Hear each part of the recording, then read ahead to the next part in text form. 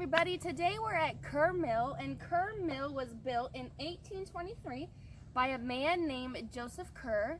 And in 1865, the farmers in the area brought their corn here to get ground into grain. And this is actually the wheel that the corn was ground. And eventually it was turned into flour that made the muffins and the breads that you eat out of Grandma's kitchen. Okay, so it all began with the water, with the river that you see right here underneath this bridge. So let's talk about how the process worked. You see this big wheel behind me, and what happened was the water from the river would turn the big giant wheel, which turned big wooden gears, and the grain would fall down through those gears onto the stone that we saw right back there, and it would be crushed and ground into flour and into meal, like the kind that we eat today. And actually, that's making me kind of hungry. I think it's a perfect day to have a picnic. Why don't you join me?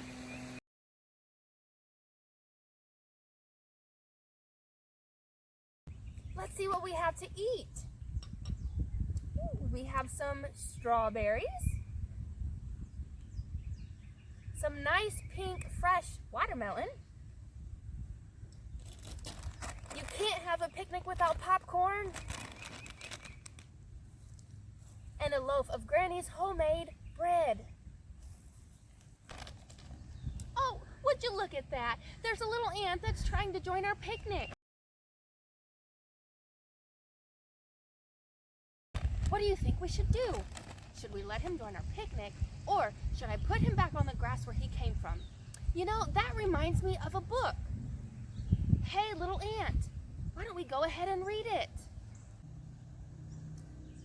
Hey, little ant down in the crack, can you hear me? Can you talk back? See my shoe? Can you see that? Well, now it's gonna squish you flat.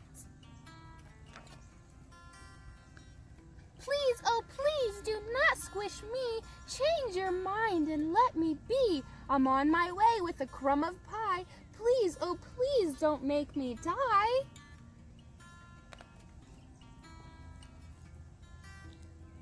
Anyone knows that ants can't feel. You're so tiny, you don't look real. I'm so big and you're so small. I don't think I'll hurt you at all.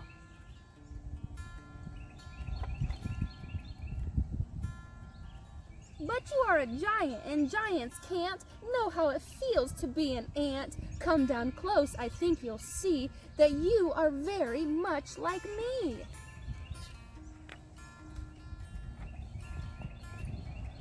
Are you crazy? Me like you? I have a home and a family too. You're just a speck that runs around. No one would care if my foot came down. Oh, big friend, you are so wrong. My nestmates need me 'cause I'm strong. I dig our nest and feed baby ants too. I must not die beneath your shoe. But my mom says that ants are rude. They carry off our picnic food. They steal our chips and bread and crumbs too. It's good if I squish a crook like you. Hey, I'm not a crook, kid. Read my lips. Sometimes ants need crumbs and chips. One little chip can feed my town, so please don't make your shoe come down. But all my friends squish ants each day. Squishing ants is a game we play. They're looking at me and they're listening too. They all say that I should squish you.